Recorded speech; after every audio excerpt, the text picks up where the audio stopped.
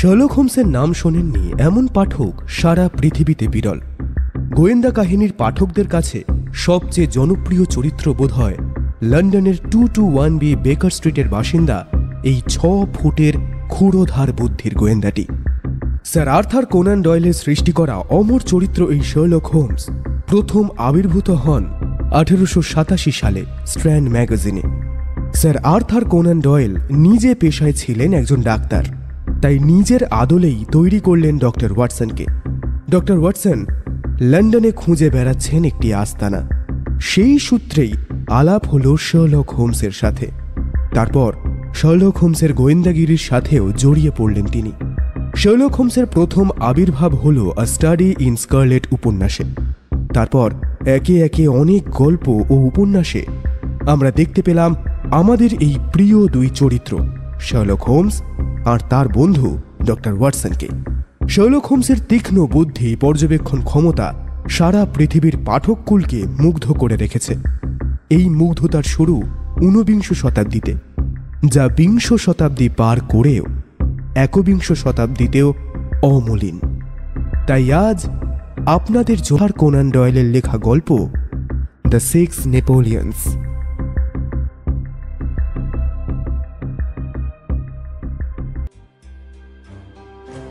Scotland ইয়ার্ডের গোয়েন্দা Lestrade মাঝে মধ্যেই সন্ধ্যাবেলা আমাদের বেকার স্ট্রিটের বাড়িতে এসে গল্প গুজব করতেন। শার্লক হোমস এতে খুশি হতো। গল্প করতে করতে বিভিন্ন থানার খবরাখবর আমাদের জানা হয়ে যেত। লেস্ট্রেডের নিজের হাতে যদি সেরকম কোনো জটিল কেস থাকতো, তাহলে তার সম্পূর্ণ বিবরণ শুনে অনেক সময় হোমস ভালো পরামর্শই দিত, কারণ হোমসের জ্ঞানের বহর কম নয়। আজ সন্ধ্যেবেলা লেস্ট্রেড আবহাওয়া নিয়ে আর খবরের কাগজের নানা খবর নিয়ে কথা বলতে বলতে হঠাৎ চুপ করে গেলেন। তারপর এক মনে চুরুট টানতে লাগলেন।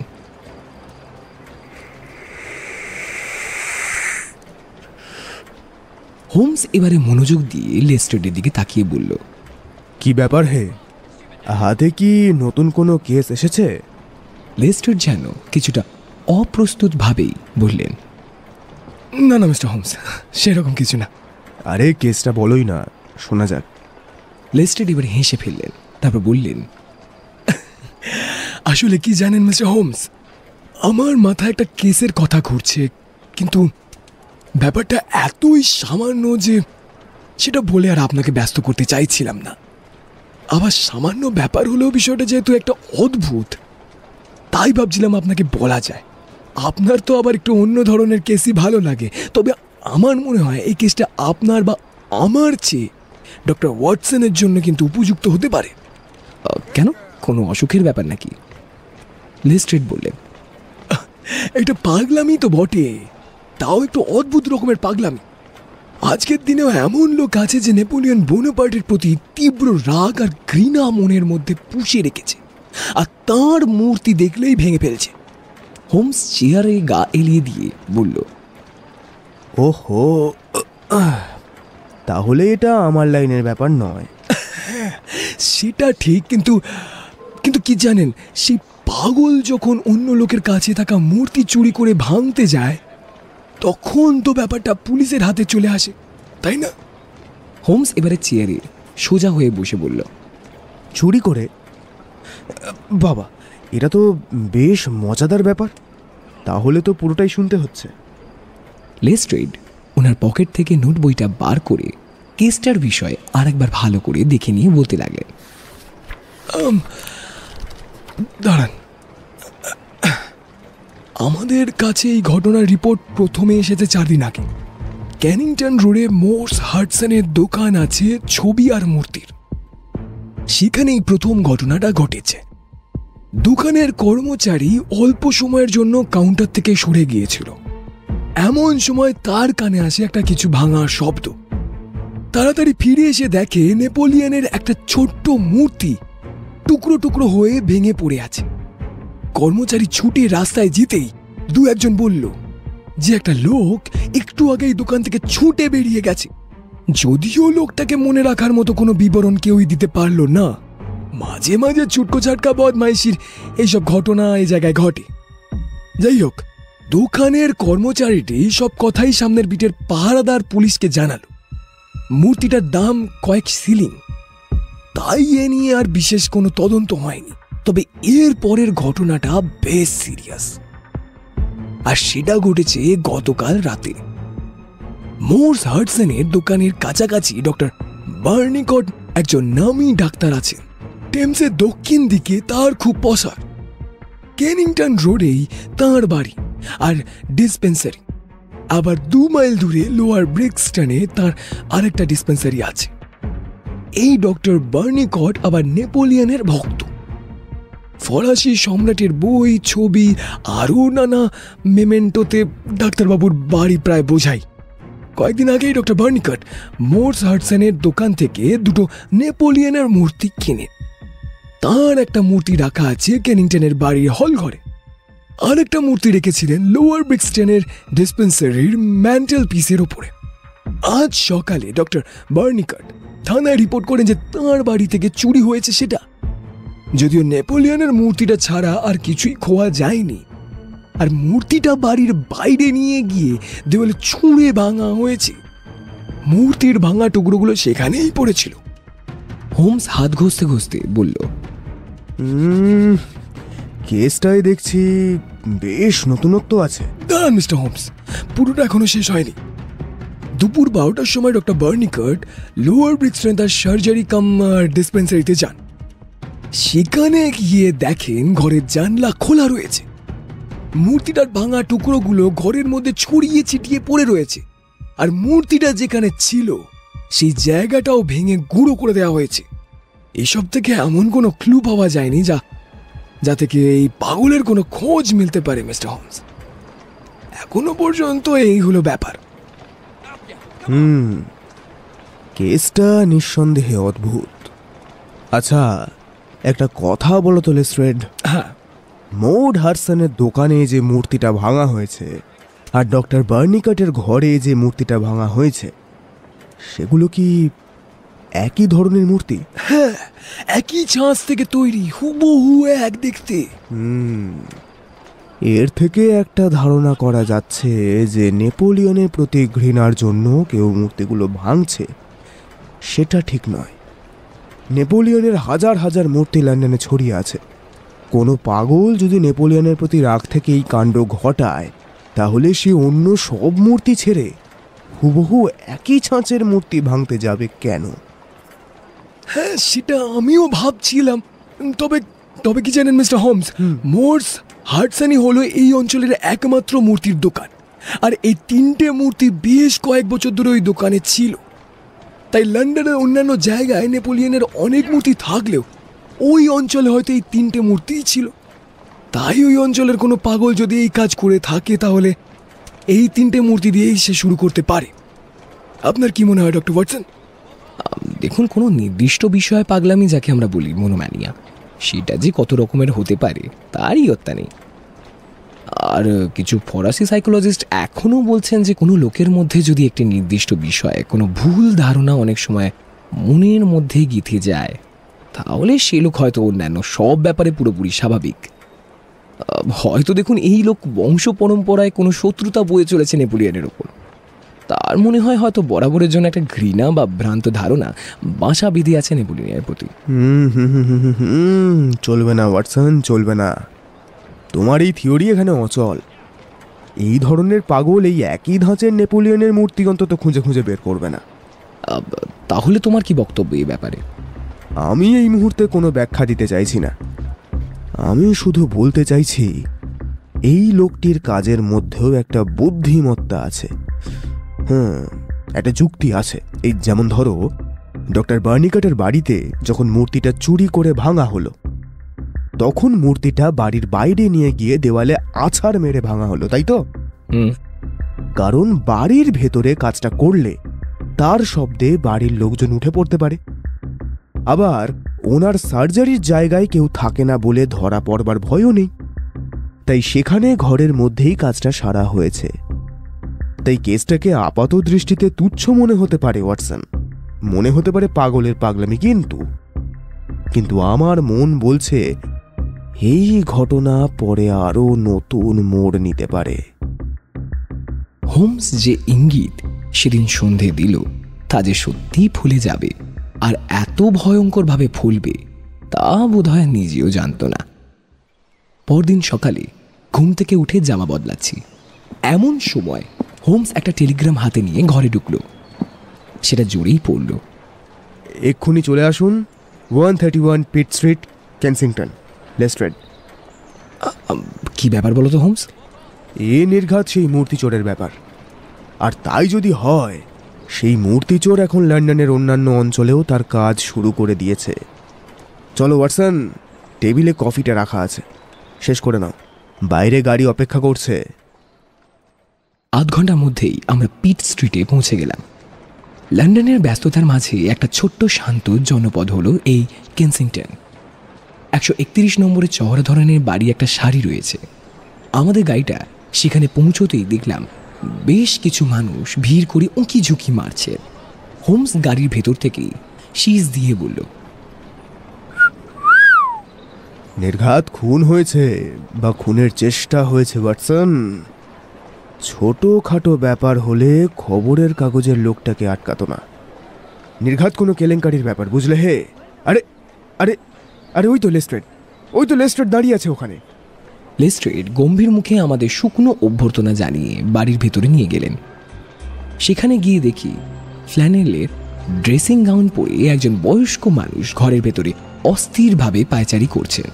তার চুল উস্কো খুস্কো, চোখ মুখ দেখি বোঝা যায় বেশ নার্ভাস হয়ে পড়েছে। লেস্ট্রেড আমাদের সাথে ভদ্রলোকের আলাপ করিয়ে দিলেন। এনার নাম ওয়েস হার্কার। ইনি এই বাড়ির মালিক এবং নিজে একজন সাংবাদিক। মিস্টার হার্কার সেন্ট্রাল প্রেস সিন্ডিকেটের সাথেও যুক্ত আছেন। লেস্ট্রেড বললেন, আবার সেই নেপোলিয়নের মূর্তির ব্যাপার মিস্টার হোমস। গতকাল আপনি ব্যাপারটা শুনে বেশ ইন্টারেস্টেড হয়েছিলেন, তাই আপনাকে জানালাম। কিন্তু এখন ব্যাপারটা খুব চিন্তায় ফেলে দিয়েছে মিস্টার হোমস। কেন, কি হয়েছে? একটা খুন হয়েছে মিস্টার হার্কার। আপনি যদি আরেকবার পুরো ঘটনাটা বলেন। মিস্টার হার্কার আমাদের দিকে তাকিয়ে ফিরে বললেন, একটা সাংঘাতিক ঘটনা। আমি নিজে সারা জীবন লোকের খবর জোগাড় করেছি, আর আজ কি অবস্থা একবার দেখুন। আমি নিজেই একটা খবর হয়ে উঠেছি। এতটা বিরক্ত আর বিব্রত লাগছে যে কি বলবো। যদিও সাংবাদিক হিসেবে এখন আমার উচিত নিজেকে নিজেই ইন্টারভিউ নেওয়া, আর এখন আমাকে দুনিয়ার লোকের কাছে কাল রাতের ঘটনা বারবার বলতে হচ্ছে। যাই হোক, আপনার নাম শুনেছি আমি, মিস্টার শার্লক হোমস। ধন্যবাদ। আপনি যদি এই ব্যাপারটা আমাকে একটু বুঝিয়ে দিতে পারেন, তাহলেই আমার এই ঘটনার বিবরণ বারবার বলার পরিশ্রমটা সার্থক হবে। মিস্টার হার্কার একটু থেমে বলতে লাগলেন, আর হোমস মনোযোগ দিয়ে শুনতে লাগলো। মিস্টার হোমস, 4 মাস আগে আমি যে নেপোলিয়নের মূর্তিটা কিনেছিলাম, সেটার জন্যই যত ঝামেলা। হাই স্ট্রিট স্টেশনের কাছে হার্ডিং ব্রাদার্স থেকে ওটা আমি কিনেছিলাম। বেশ সস্তাতেই পেয়েছিলাম আর কি। যাই হোক, আমি অনেক রাত অবধি জেগে লেখালেখি করি, তো এই খবরের কাগজের জন্য আমাকে রাত জেগে কাজ করতে হয়। আজও তাই লিখছিলাম। রাত 3টে নাগাদ আমি একটা শব্দ শুনতে পেলাম। আমি ছিলাম দোতলার বাড়ির পেছনের দিকের ঘরে।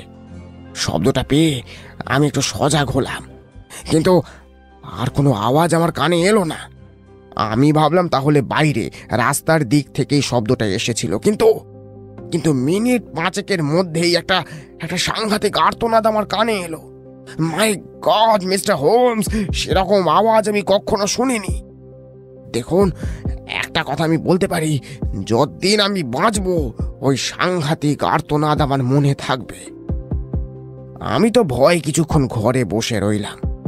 তারপর নিচে নেমে এই ঘরে ঢুকে দেখি জানালাটা খোলা, আর ম্যান্টেল পিসের ওপরে নেপোলিয়নের মূর্তিটা নেই। মূর্তিটা প্লাস্টার অফ প্যারিসের তৈরি, আর খুব একটা দামি জিনিসও নয়।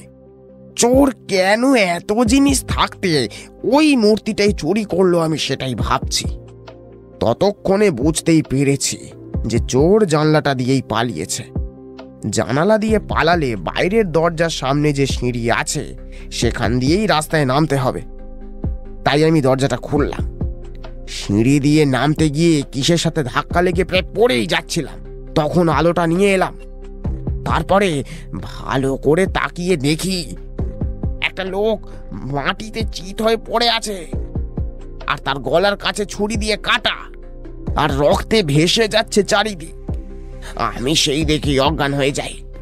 যখন জ্ঞান ফিরল তখন দেখি পাহারাদার পুলিশ আমার দিকে তাকিয়ে আছে। ব্যাস, আর কিছু আমার মনে নেই। আচ্ছা আচ্ছা, যে খুন হয়েছে তার নাম কি? কিছুই জানা যায়নি এখনো। মর্গে তার বডিটা রাখা আছে, আপনারা দেখতে পারেন। লোকটা বেশ লম্বা, গায়ের রং রোদে পোড়া, পরনে পোশাক খুব একটা দামি না হলেও লোকটাকে দেখে তো মোটে মজুর জাতীয় বলে মনে হচ্ছে না। লোকটার পাশেই একটা ছোট্ট হাতলওয়ালা ছুরি পাওয়া গেছে। সেই ছুরি দিয়েই খুনটা হয়েছে কিনা সেটাও এখনো শিওর নয়। লোকটা জামা কাপড় ঘেঁটে তার নাম লেখা কিছুই জানা যায়নি। পকেটে একটা আপেল, কিছু সুতো আর লন্ডনের একটা ম্যাপ আর একটা ফটো পাওয়া গেছে। এই যে এটা হচ্ছে ফটো, দেখুন। লেস্ট্রেড একটা ফটো তুলে ধরলেন আমাদের সামনে। একটা বেশ সতর্ক মুখের ছবি। মুখটা যেন বানরের মতো, মোটা ভুরু আছে।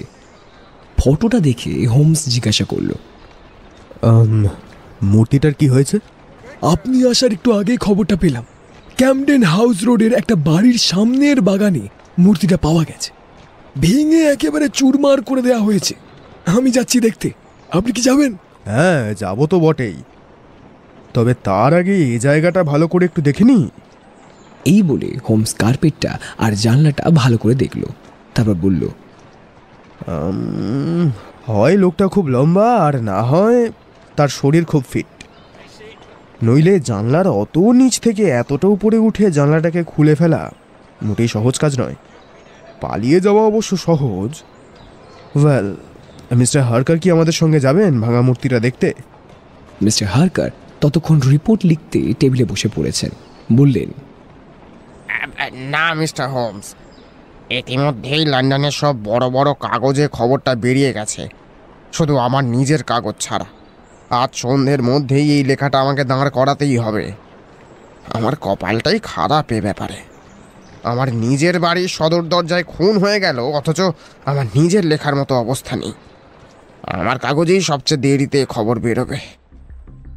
ঘর থেকে বেরোবার সময় খসখস শব্দ শুনিয়ে বুঝতে পারলাম প্রবীণ সাংবাদিক ফুলস্কেপ কাগজের পাতায় রিপোর্ট লেখা শুরু করে দিয়েছেন।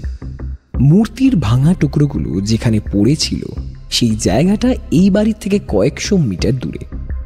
নেপোলিয়নের মূর্তির এই টুকরোগুলো দেখে বুঝতে পারলাম এই অপরাধী তার মনের মধ্যে কতখানি ঘৃণা পুষে রেখেছে ফরাসি সম্রাটের জন্য। হোমস খুব মনোযোগ দিয়ে ভাঙা টুকরোগুলো দেখতে লাগলো। বেশ কিছুক্ষণ পরে ওর মুখে মনে হলো একটু আলো জ্বলে উঠল।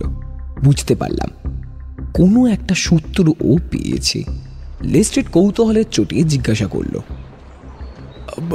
মিস্টার হোমস, কি হলো? ওয়েল, হোমস কাঁধ ঝাঁকুনি দিয়ে বলল, এখনো অনেক কিছুই জানার আছে, তবু মনে হচ্ছে কয়েকটা গুরুত্বপূর্ণ ব্যাপার নজরে পড়ছে। যেমন?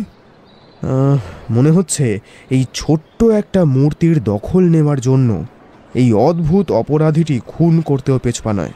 এটা খুব স্ট্রাইকিং পয়েন্ট লেস্ট্রেড। তাছাড়া আরেকটা জিনিস খেয়াল করবার মতো, এই মূর্তিটাকে বাড়ির ভেতরে বা বাইরে কাছাকাছির মধ্যে কোথাও ভাঙেনি।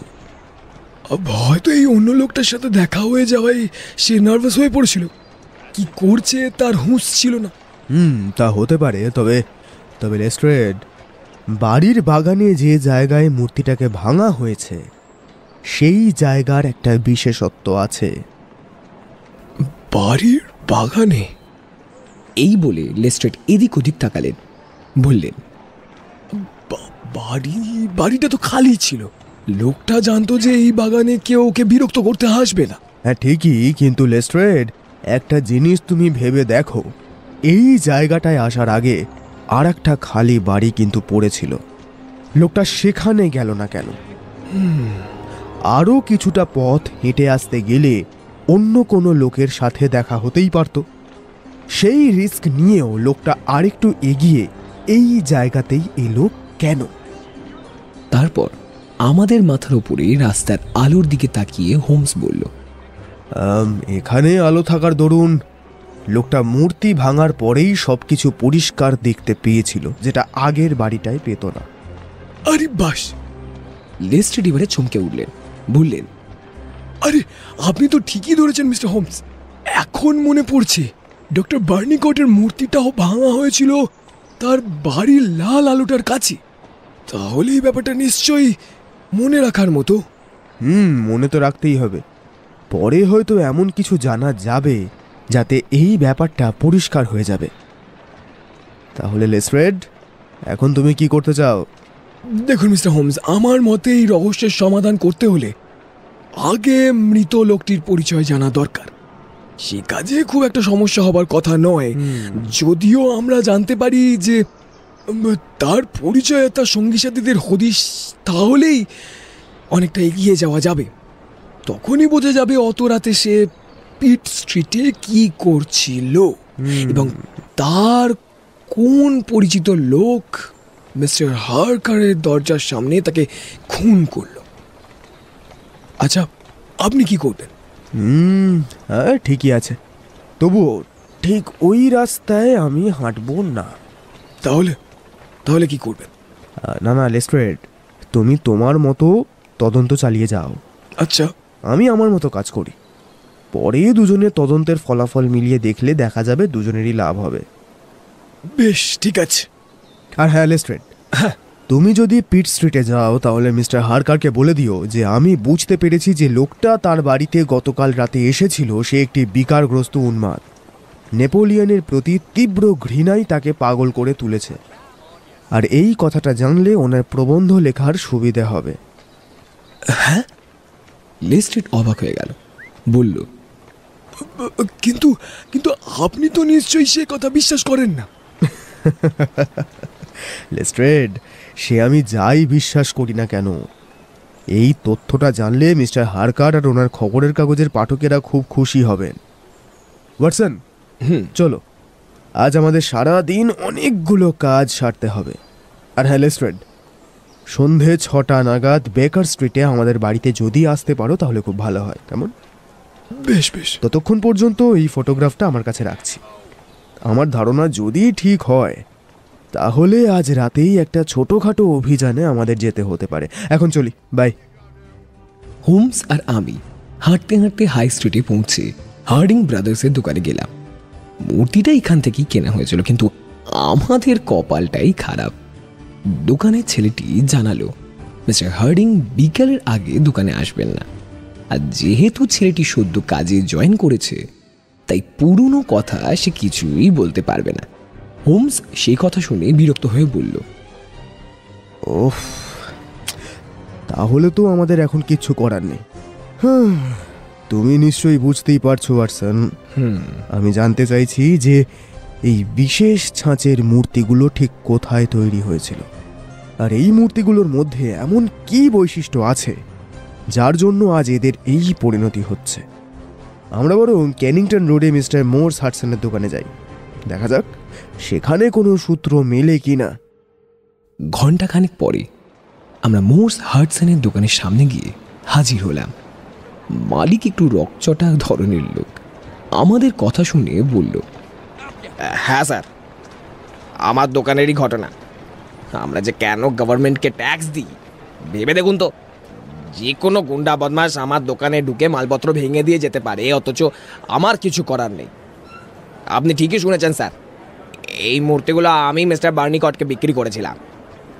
আমার তো মনে হয় স্যার এইগুলো গভীর রাজনৈতিক ষড়যন্ত্র চলছে, না হলে শুধু শুধু নেপোলিয়নের মূর্তি ভাঙবে কেন বলুন? আচ্ছা, মূর্তিগুলো কোথা থেকে কিনেছিলেন?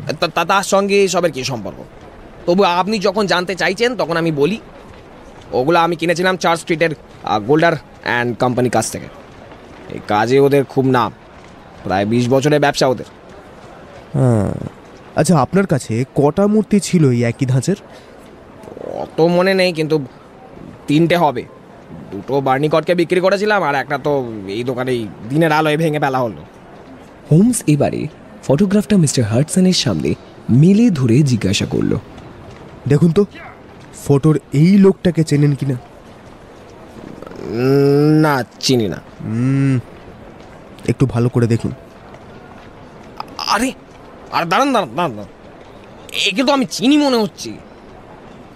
আরে এই তো বেপ্পো, লোকটা ইতালিয়ান, ঠিকই এই কাজ করতো। কি কি কাজ করতো? আহা, একটু কাট ছাঁট করার কাজ জানতো আর কি, তাছাড়া ফ্রেমে গিল্ডিং করার কাজও পারতো।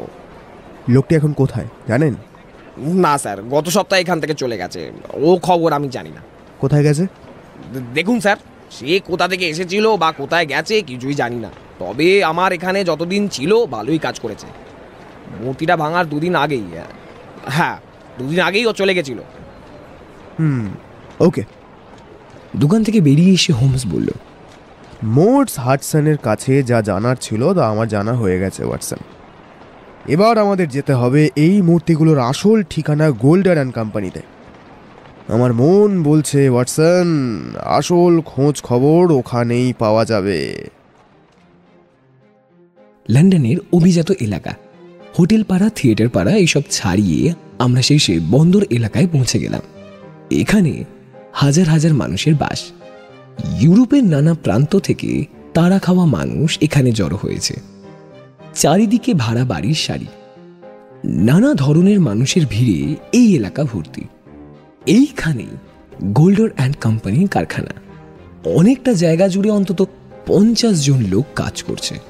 তিনি বেশ ভালোভাবেই আমাদের অভ্যর্থনা করে ভেতরে নিয়ে গেলেন। হোমস যা যা জানতে চাইল তার সব উত্তরই মোটামুটি দিলেন। কোম্পানির লেজার বুক থেকে জানা গেল ফরাসি ভাস্কার দেওয়ার তৈরি নেপোলিয়নের একটা মূর্তির ছাঁচ থেকে বেশ কয়েকশো ঢালাই মূর্তি তৈরি করা হয়েছিল, আর তার 3টে বিক্রি করা হয়েছিল মোর্স হাডসনের দোকানে। বাকি 3টে বিক্রি করা হয়েছিল কেনসিংটনের হার্ডিং ব্রাদার্সকে। একজন লোক মূর্তিগুলোকে খুঁজে খুঁজে ভাঙছে কেন সে বিষয়ে কিছুই বলতে পারলেন না ম্যানেজার মশাই। বললেন, মূর্তিগুলো পাইকারি রেটে দাম পড়েছিল 6 সিলিং, তবে দোকানদাররা 10 বা 12 সিলিং অবধি দাম দিতে পারে। প্লাস্টার অফ প্যারিসে 2টো ভাগ তৈরি হয় মূর্তির, তারপর সেগুলো জোড়ে দিলেই মূর্তি তৈরি হয়ে যায়। ম্যানেজারের ঘরে বসেই আমরা দেখতে পাচ্ছিলাম বাইরে অনেক প্লাস্টার অফ প্যারিসের মূর্তি তৈরি হচ্ছে। তৈরি করার কাজ শেষ হলে শুকোবার জন্য মূর্তিগুলোকে এক জায়গায় টেবিলের ওপর রাখা হচ্ছে। হোমস এবারে ফটোগ্রাফটা ম্যানেজারকে দেখিয়ে বলল, দেখুন তো এই ফটোটা, এই লোকটিকে চিনতে পারেন কিনা?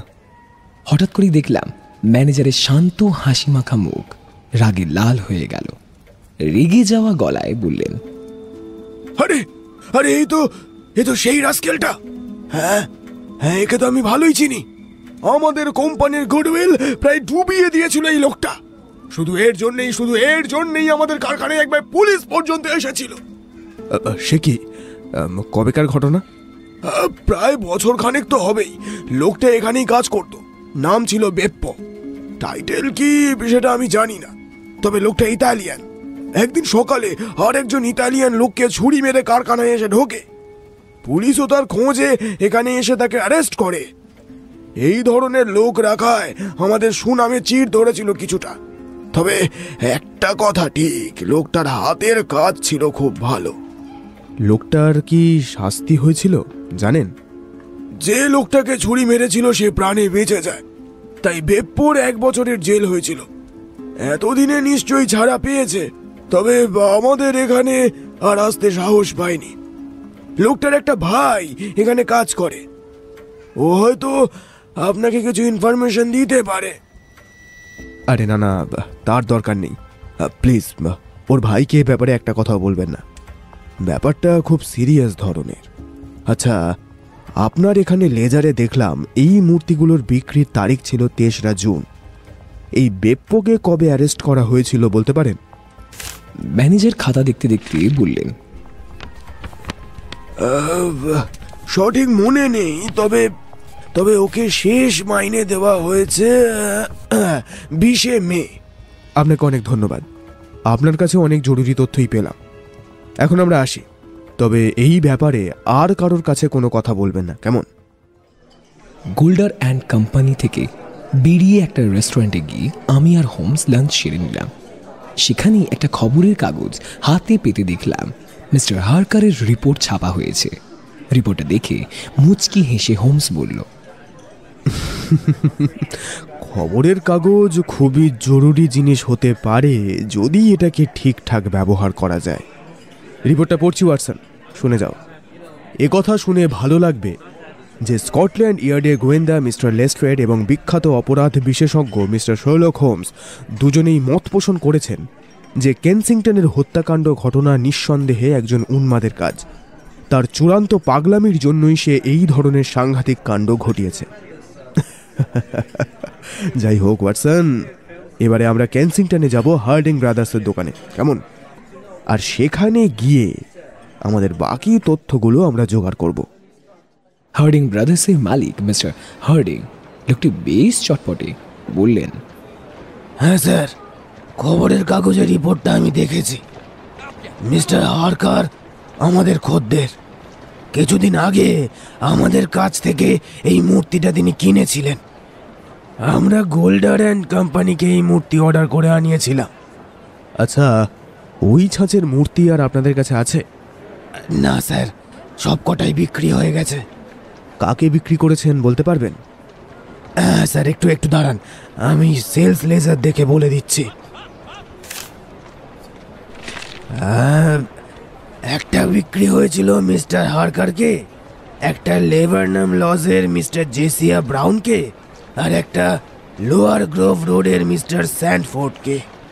হোমস এবারে ফটোটা বার করে দেখিয়ে প্রশ্ন করল, আচ্ছা দেখুন তো, এই ফটোর লোকটিকে চেনেন কিনা? না না স্যার, এই রকম লোক আমি কখনো দেখিনি। এই ধরনের মুখ তো একবার দেখলে ভোলা শক্ত। আচ্ছা, আপনার কর্মচারীদের মধ্যে ইতালিয়ান কেউ আছে? কয়েকজন ঝাড়ুদার আর কারিগর আছে স্যার। মিস্টার হার্ডিংকে ধন্যবাদ জানিয়ে দোকান থেকে বেরিয়ে এলাম আমরা। হোমস মিস্টার হার্ডিংয়ের সাথে কথা বলার সময় জরুরি জিনিসগুলো ওর ডায়েরিতে নোট করে নিয়েছিল। ওর হাবভাব দেখে বুঝতে পারছিলাম ঘটনা যেদিকে এগোচ্ছে তাতেও খুশি হয়েছে, যদিও আমার কাছে কিছুতেই ঝেড়ে কাশল না। আর শুধু একবার বলল, তাড়াতাড়ি ফেরা যাক, না হলে লেস্ট্রেডের সাথে দেখা হতে দেরি হয়ে যাবে। আর সত্যি তাই হলো। বেকার স্ট্রিটে পৌঁছালাম দেরিতে। লেস্ট্রেড আগেই পৌঁছে গেছেন। লেস্ট্রেডকে বেশ উত্তেজিত মনে হলো। বুঝলাম ওনার তদন্তও ভালো এগিয়েছে। আমাদের দেখেই উত্তেজিতভাবে বললেন, মা, কি ব্যাপার মিস্টার হোমস, কিছু পেয়েছেন নাকি? হ্যাঁ, সারাদিনটা বেশ ব্যস্ততায় কাটলো বটে। যাই হোক, খাটুনিটা সফল হয়েছে। দুটো দোকানে আর মূর্তির কারখানায় গিয়েছিলাম আমরা। মূর্তিগুলোর আদ্যপান্ত ইতিহাস এখন আমি জানি। মূর্তি? ইয়েস। ওহো, আপনার কাজের ধরনটা অবশ্য আলাদা। তবে আমি কিন্তু অনেকটা এগিয়ে গেছি মিস্টার হোমস। যে লোকটি খুন হয়েছে তার পরিচয় বের করে ফেলেছি। বলো কি লেস্ট্রেড? হ্যাঁ, আর এই খুনের মোটিভও বোঝা গেছে। বাহ, দারুণ কাজ করেছো। আমাদের কাছে একজন ইন্সপেক্টর আছেন যার স্যাফরন হিল আর ইতালিয়ান বস্তির ব্যাপারে খুব ভালো ইনফরমেশন আছেন মিস্টার হোমস। কিন্তু খুন হওয়া লোকটির গলায় ক্যাথলিক এমব্লেম ছিল। লোকটার গায়ের রং দেখে মনে হচ্ছিল লোকটি দক্ষিণ ইউরোপের। একে দেখে ইন্সপেক্টর চিনতে পারলেন। আমাকে জানালেন এর নাম পিয়েত্রো ভেনুচ্চি। লোকটা ইতালিয়ান আর বাড়ি হচ্ছে নেপলসে। লোকটা সাংঘাতিক খুনে আর মাফিয়াদের সাথে যুক্ত। তাহলে ভেবে দেখুন মিস্টার হোমস, পুরো ব্যাপারটা কেমন মিলে যাচ্ছে। যে লোকটা চুরি করে মূর্তি ভাঙছে সেও নিশ্চয়ই ওই মাফিয়া দলের মেম্বার। আমার মনে হয় সেই লোকটা নিশ্চয়ই দলের নিয়ম ভেঙেছিল, তাই দলের পক্ষ থেকে এই পিয়েত্রোকে লাগানো হয় লোকটার পিছনে। ফটোগ্রাফও দিয়ে দেওয়া হয় যাতে ঠিক লোককেই পিয়েত্রো খুন করে। সেই দিন মিস্টার হারকারের বাড়িতে চুরি সেরে যখন লোকটি বেরিয়ে আসে তখন পিয়েত্রো তাকে আক্রমণ করে, কিন্তু লোকটির হাতে নিজেই খুন হয়ে যায়। এবার বলুন মিস্টার হোমস, আপনার কি মত এতে? হোমস একবার হাততালি দিয়ে বলে উঠল, দারুণ লেস্ট্রেড, দারুণ দারুণ। শুধু এই মূর্তিগুলো ভাঙার ব্যাপারেই আমি কিছু বুঝতে পারলাম না। মিস্টার হোমস, আপনার মাথায় দেখছি ওই মূর্তি চুরির ব্যাপারটাই একেবারে বসে রয়েছে। আমার তো মনে হয় ওগুলো জাস্ট ছিঁচকে চুরি, তার জন্য বড় জোর 6 মাসের জেল হতে পারে। আমার কাছে আসল ক্রাইম হলো এই খুন। তাহলে এর পরে তুমি কি করতে চাও? সিম্পল, স্যাফরন হিলের দিকে ইতালিয়ান বস্তিতে যাব আর লোকটিকে অ্যারেস্ট করব। আপনি কি যাবেন আমার সাথে? না বাবু, না, আমি যাব না। আমার তো মনে হয় আরও সহজ রাস্তায় আমাদের কাজ হাসিল হয়ে যেতে পারে। তবে 100% শিওরিটি আমি দিতে পারছি না, কারণ দু একটা ব্যাপার আমার হাতের বাইরে। তবে আমি আশা করছি তুমি যদি আজ রাতে আমাদের সাথে একটা ছোট্ট অভিযানে যাও, তাহলে আসল লোকটিকে পাকড়াও করা যেতে পারে। কোথায় যাবেন? ইতালিয়ান বস্তিতে?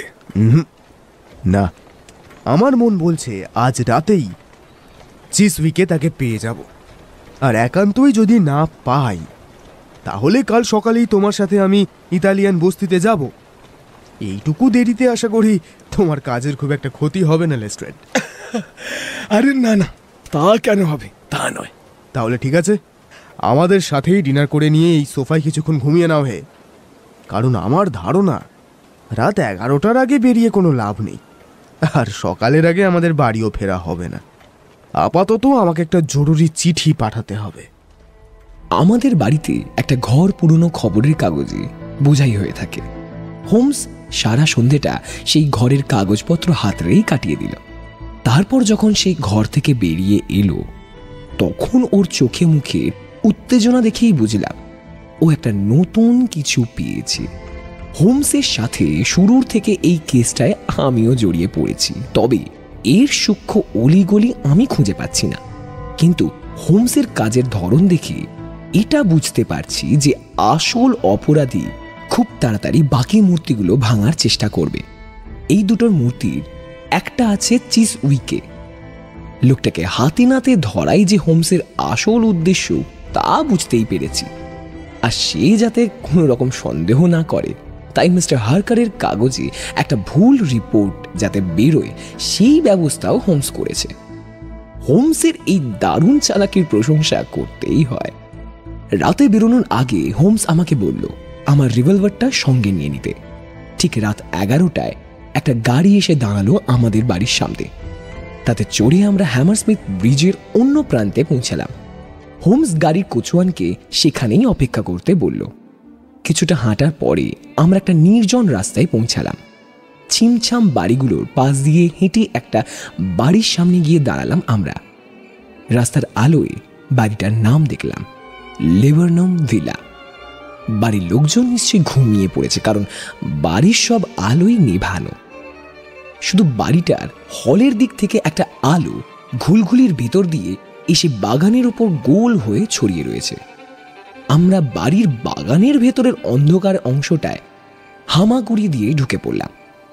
হোমস ফিসফিস করে বলে উঠল, ওয়াটসন, আমাদের হয়তো অনেকক্ষণ অপেক্ষা করতে হতে পারে, তবে সুবিধে একটাই যে আজ বৃষ্টি পড়ছে না, পাইপও টানা যাবে না। তাহলে আমাদের এত কষ্ট আয়োজন সব ভেস্তে যেতে পারে। তবে হোমস যতক্ষণ ভেবেছিল ততক্ষণ আমাদের অপেক্ষা করতে হলো না। আচমকাই একটা ঘটনা ঘটল। হঠাৎ দেখলাম বাগানের বেড়া দেওয়া গেটটা প্রায় নিঃশব্দে খুলে গেল, আর হালকা আলোয় দেখলাম একটা লোক ছুটে গেল বাগানটা পার হয়ে বাড়ির দিকে। তারপরে একটা হালকা খড়খড় শব্দ কানে এলো। বুঝতে পারলাম বাড়ির জানলাটা খুলছে কেউ। শব্দটা একসময় থামলো, অর্থাৎ লোকটা বাড়ির ভেতরে ঢুকেছে। ঘরের মধ্যে একটা লণ্ঠনের আলো দেখতে পেলাম। আলোটা এ ঘর সে ঘর ঘুরছে। বুঝতে পারলাম লোকটা মূর্তিটা খুঁজছে। লেস্ট্রেড এবারে চাপা গলায় বলল, চলুন আমরা খোলা জানলাটা দিয়ে ভেতরে ঢুকে পড়ি, লোকটা বেরোনোর সময়ই ওকে ধরে ফেলবো। আমরা এগিয়ে যাবার আগেই বেরিয়ে এলো লোকটা। একটা সাদা মতন দেখতে জিনিস নিয়ে চলছে বাগানের আলোর দিকে। আলোর নিচে পৌঁছে একবার চারিদিকে সতর্ক চোখে তাকালো। যখন দেখলো কেউ নেই, তখন সে হাতের জিনিসটাকে নামালো বাগানের ওপরে, আর একটা জোর শব্দে বুঝলাম জিনিসটা ভেঙে চৌচির হয়ে গেল। আমরা চুপি সারে এগিয়ে গেলাম তার দিকে। লোকটা ভাঙা টুকরোগুলো খুব মনোযোগ দিয়ে দেখছিল। আমাদের এগিয়ে যাওয়া সে বুঝতেই পারেনি। হোমস এবারে এক লাফ দিয়ে পড়ল লোকটার ওপরে।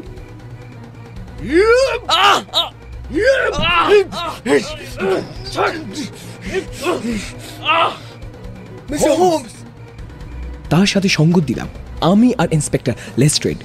লেস্ট্রেড লোকটার হাতের কবজি ধরে হ্যান্ডক্যাপ পরিয়ে দিল।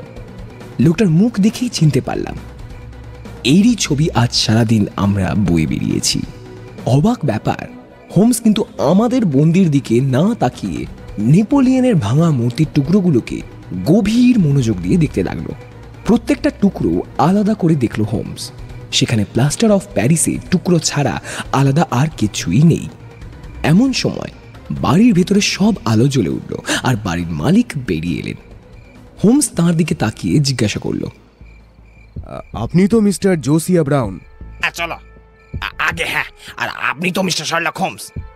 আপনার চিঠি আমি সময় মতোই পেয়েছিলাম, আর আপনার কথা মতোই সব ব্যবস্থা করে রেখেছিলাম। ব্যাটাকে ধরতে পেরেছেন দেখে খুব ভালো লাগলো। আসুন, আপনারা ভেতরে আসুন। হ্যাঁ, চলুন। কিন্তু লেস্ট্রেড রাজি হলেন না। অপরাধীকে যখন পাওয়া গেছে তখন তাকে লকআপে চালান করার আগে তিনি কিছুতেই থামবেন না। তাই কিছুক্ষণের মধ্যেই আমাদের গাড়িটাকে আনিয়ে আমরা লন্ডনের দিকে রওনা দিলাম। থানায় নিয়ে তল্লাশি করার পর লোকটার কাছে পাওয়া গেল কয়েকটা সিলিং আর একটা খাপে ঢাকা ছুরি, যার গায়ে রক্তের দাগ দেখা যাচ্ছে। সবই তো হলো মিস্টার হোমস। আপনি যেভাবে লোকটাকে ধরলেন তার জন্য আমারই আপনাকে ধন্যবাদ দেওয়া উচিত। আমার তো মনে হচ্ছিল এটা মাফিয়াদের নিজেদের ঝগড়াঝাটির ব্যাপার, কিন্তু সমস্ত ব্যাপারটা আপনি কিভাবে ধরলেন সেটাই বুঝতে পারছি না। কিন্তু লেস্ট্রেড, এখন তো আর এসব বলার সময় নেই ভাই। কাল সন্ধে 6টা নাগাদ আমাদের বাড়িতে এলে আশা করি ব্যাপারটা খোলসা করে বলতে পারবো। এ কেস কিন্তু এখনো শেষ হয়নি। আর তোমার মাফিয়া থিওরি সম্বন্ধে বলছি, ওটা এই কেসের সাথে সম্পর্কযুক্ত নয়। এই মূর্তি ভাঙার ক্রাইমটি একেবারে অদ্বিতীয় একটি ঘটনা। আর ওয়াটসন, তুমি যখন এই ঘটনা নিয়ে লিখবে তখন নিশ্চয়ই এই ঘটনা আরো জীবন্ত হয়ে উঠবে, বুঝলে?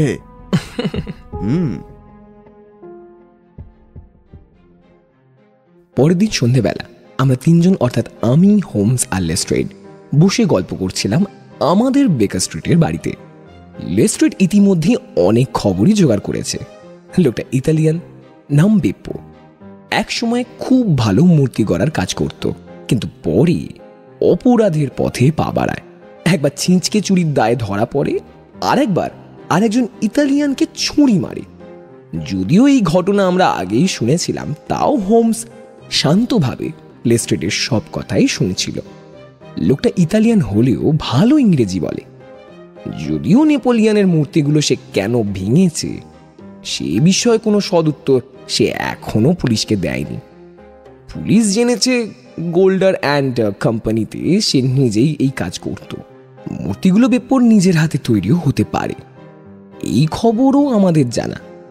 হোমস যেন সব শুনলেও কি একটা ভাবছিল। হঠাৎ সিঁড়িতে পায়ের শব্দ হতে ও যেন সজাগ হয়ে বসল। একজন মাঝবয়সী ভদ্রলোক ঘরে ঢুকলেন, তারপর জিজ্ঞাসা করলেন, মিস্টার শার্লক হোমস কি এখানে আছেন? হোমস উঠে দাঁড়িয়ে বলল, হ্যাঁ, আমি শার্লক হোমস। আপনি রিডিংয়ের মিস্টার স্যানফোর্ড তো? হ্যাঁ স্যার, আপনার চিঠি পেয়েই আমি এখানে এসেছি। আপনি লিখেছেন দেভার তৈরি নেপোলিয়নের একটা মূর্তি আমি কিনতে চাই, আর তার জন্য 10 পাউন্ড দাম দিতে রাজি আছি, তাই তো? ঠিক তাই। আপনার চিঠি পেয়ে আমি খুব অবাক হয়ে গিয়েছিলাম, কারণ এই মূর্তি যে আমার কাছে আছে তা আপনি জানলেন কিভাবে? আপনার অবাক হবারই কথা, কিন্তু এতে আশ্চর্য হবার মতো তো কিছু নেই। হার্ডিং ব্রাদার্সের মিস্টার হার্ডিং আমায় বলেছিলেন যে ওনাদের কালেকশনে থাকা শেষ মূর্তিটি ওনারা আপনাকে বিক্রি করেছেন। ও তাই বলুন, তাই বলুন।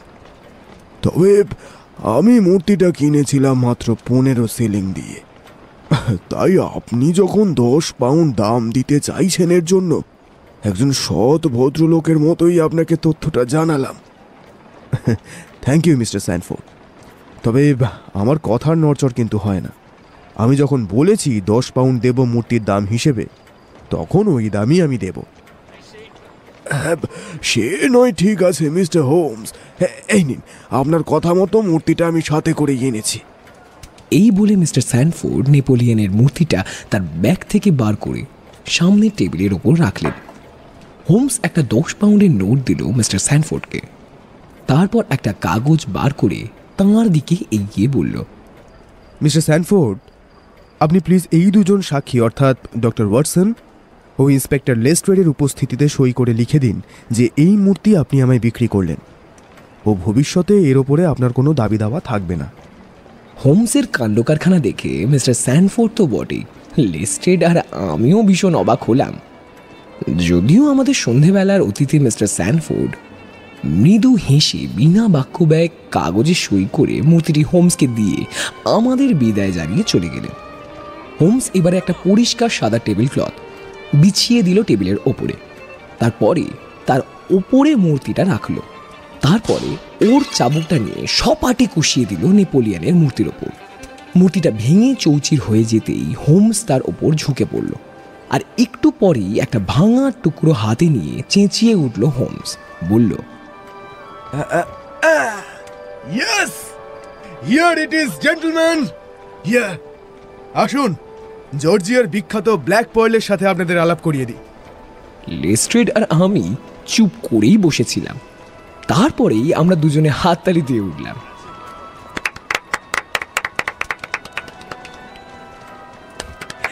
Great Holmes, great. হোমস খুশি হলো, ঠিক যেমন স্টেজে ভালো অভিনয়ের পরে দর্শকদের প্রশংসা অভিনেতা বা নাট্যকার গ্রহণ করেন, ঠিক তেমনই হোমস আমাদের অভিবাদন গ্রহণ করল।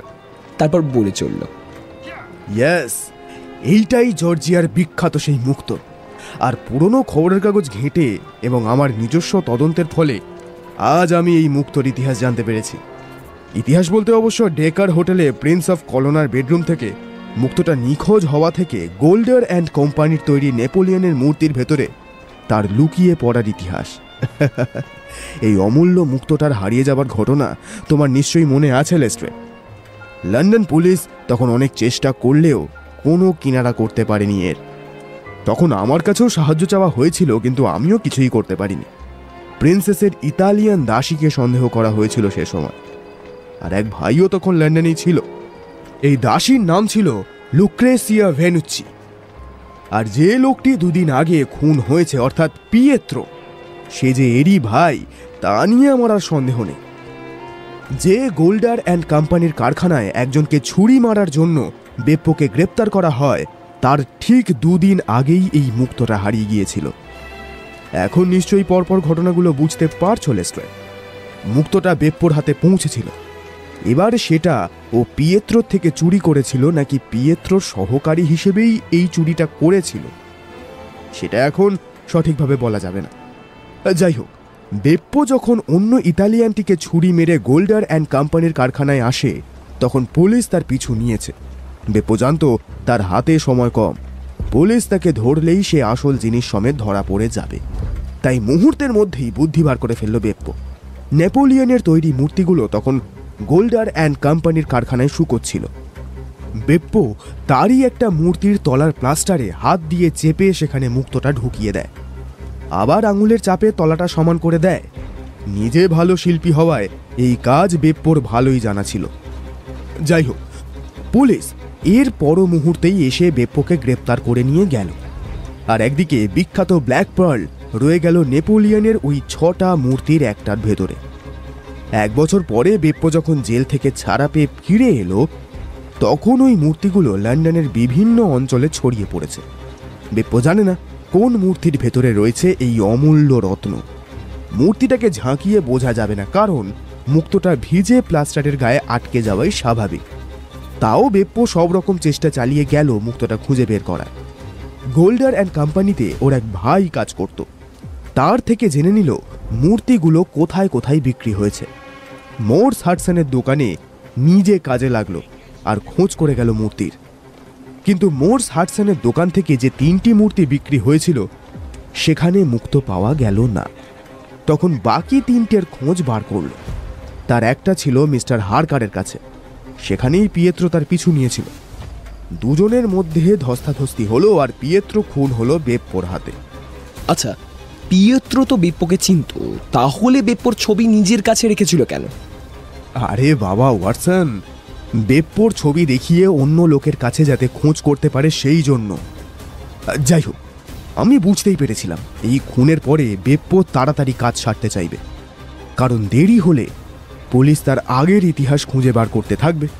তখনও আমি জানি না মিস্টার হারকারের মূর্তির ভেতরে ও মুক্তটা পেয়েছে কিনা। ওটা যে মুক্তই সে বিষয়েও আমি শিওর ছিলাম না তখন। তবে এটা বুঝতে পেরেছিলাম যে ও কিছু একটা লুকিয়ে রেখেছে ওই মূর্তির ভেতরে, আর আলোর সামনে মূর্তিগুলো ভেঙে কিছু একটা খুঁজছে। আমি আন্দাজ করেছিলাম মিস্টার হারকারের মূর্তিটার পরে লন্ডনের মূর্তিটার পেছনেই ও আগে ছুটবে, যাতে এবারে আর কোনো অঘটন না ঘটে। সেই জন্য বাড়ির মালিককে আগে থেকে চিঠি দিয়ে আমি সতর্ক করেছিলাম। আর সেখানে আমাদের রাতের অভিযানে আমাদের রহস্যের মূল লোক ওই বেপ্পোকে আমরা পেয়েও গেলাম। অবশ্য পুরনো খবরের কাগজ ঘেঁটে আর ঘটনাক্রমগুলো মনের মাঝে সাজিয়ে আমি ততক্ষণে বুঝতে পেরেছি যে আমরা জর্জিয়ার সেই বিখ্যাত ব্ল্যাক পার্লের পেছনেই ছুটছি। বেপ্পো অ্যারেস্ট হওয়ার পরেই আমি বুঝলাম আর একটা মূর্তি বাকি আছে, সেটা রেডিংয়ে মিস্টার স্যান্ডফোর্ডের কাছে। অতএব মুক্তটা সেখানেই পাওয়া যাবে। কিছুক্ষণ আমাদের মুখে আর কথা জোগালো না। তারপরে ইন্সপেক্টর লেস্ট্রেড উঠে দাঁড়িয়ে বললেন, মিস্টার হোমস, আপনার সাথে অনেক কেসে কাজ করেছি, কিন্তু এটার মতন আর্টিস্টিক কাজ আর দেখিনি। না স্যার, আপনাকে আর হিংসে করব না। আপনি আমাদের গর্ব। আপনি যদি একবার স্কটল্যান্ড ইয়ার্ডে আসেন তাহলে আমরা সবাই অন্তত একবার আপনার সাথে হ্যান্ডশেক করার সুযোগ পাব। Actually good night mister Holmes and doctor Watson. Watson, মুক্তটা বরং সিন্ধুকে তুলে রেখে দাও হে। আর হ্যাঁ লেস্ট্রেড, এরকম ছোটখাটো অদ্ভুত সমস্যা যদি তোমার কাছে আসে তাহলে আমায় জানিও, আমি ঠিক কাজে লেগে পড়ব। Good night. Good night.